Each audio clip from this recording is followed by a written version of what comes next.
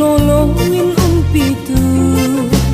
mi sual kan hoi cha dot na pathia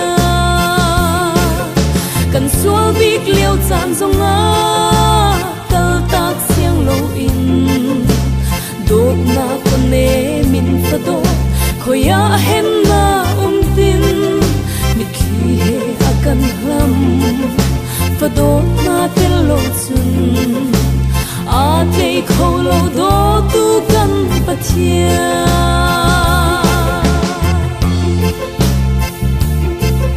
hau le nga an hlot mi pha pali zong chan pi in rol tho tho in an nun chom tu pathia mi zei man dot kho lo ti mi angai lo tu mi sual kan hoi cha dot na pathia kan sual bik liao chan zonga kal tak siang lo in dot na kone min fa do khoya hem na tin mi khi he akan lam fa dot na tel lo chun a te kho lo do tu kan pathia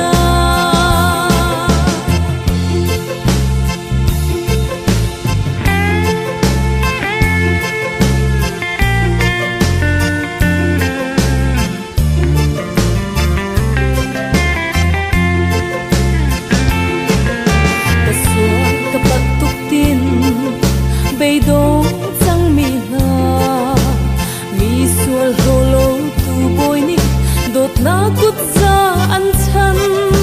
sung to nu thum man ni akan thil chan zonga akan thil kho lo kan pa thian ni kan sual bik liao chan zonga kal tak siang lo in dot na kone min fa do khoya hem na tin mi khi he akan lam